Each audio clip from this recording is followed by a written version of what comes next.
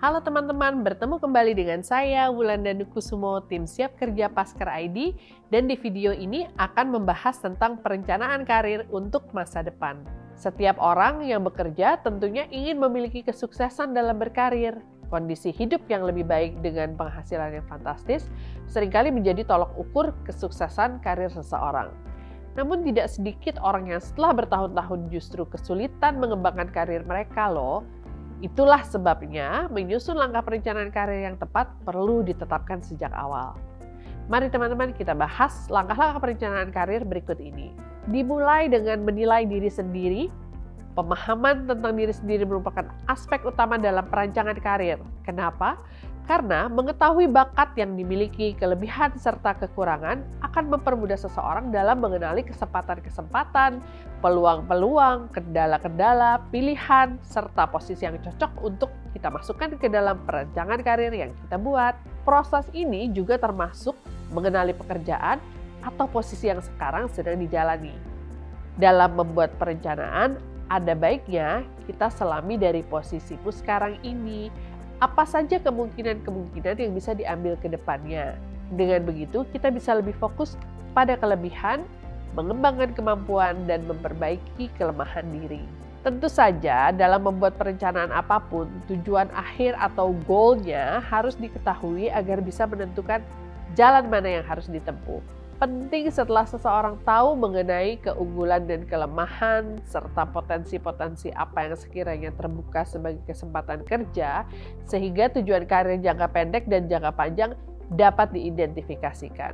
Langkah menyusun visi misi hidup juga dapat dijadikan panduan untuk merencanakan dan realisasikan dalam kurun waktu 5-10 tahun ke depan. Caranya adalah dengan menentukan apa yang kita inginkan di masa mendatang, serta membayangkan akan menjadi apa dirimu dalam beberapa tahun ke depan. Lalu, bagaimana cara perencanaan karir yang baik dan profesional?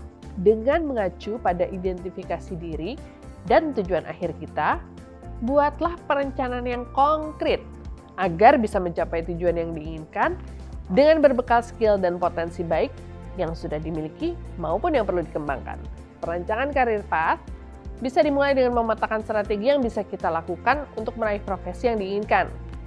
Tentunya akan lebih baik jika kita memulai dari langkah-langkah kecil dulu saja. Setelah itu jangan lupa juga untuk merealisasikannya secara konsisten. Meski sudah memiliki pemetaan karir path, kita tetap perlu update perkembangan peluang karir yang terus bergerak di masa kini ya. Tujuannya tentu saja agar kita bisa terus mendapatkan peluang baru yang terkini dan relevan. Hal ini juga dapat membantu kita untuk terus memprediksi serta mempertimbangkan posisi atau jabatan apa yang sedang ramai dicari dengan prospek karir yang bagus. Kita juga bisa mengetahui perkembangan kualifikasi terkini yang dibutuhkan oleh perusahaan untuk mendorong kita mengasah skill dan mengembangkan potensi diri. Rencana yang paling bagus adalah rencana yang dijalankan. Maka tahap yang paling penting dalam perencanaan karir adalah mengeksekusinya. Sembari melakukan eksekusi, kita juga perlu secara berkala melakukan evaluasi diri. Evaluasi diri dapat mendukung persiapan karir ke depannya dengan lebih baik. Misalnya, apabila kita memiliki kecenderungan prokrastinasi atau menunda-nunda pekerjaan saat kuliah atau di pekerjaan sebelumnya, kita bisa menjadikan pengalaman tersebut sebagai tolak ukur perbaikan diri ke depannya. Berikutnya yang menarik juga untuk kita bahas adalah metode yang bisa kita gunakan untuk membuat perencanaan karir. Apa saja sih metode atau contoh perencanaan karir masa depan yang perlu kita ketahui?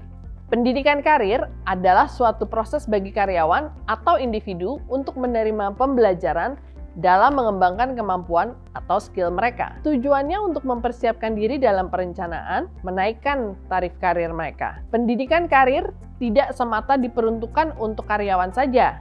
Sebagai contoh, perencanaan karir pelajar setelah lulus SMA atau SMK juga diperlukan loh. Perencanaan pendidikan karir siswa adalah proses belajar untuk persiapan pemilihan karir masa depan dengan membina karir dan pendidikan yang sesuai dengan pemahaman diri dan minat penjurusan yang harus ditempuh dalam mempersiapkan diri memasuki dunia karir. Salah satu metode lainnya dalam merencanakan karir adalah penyediaan informasi, yaitu proses mengumpulkan berbagai macam informasi sebagai persiapan dalam perencanaan karir.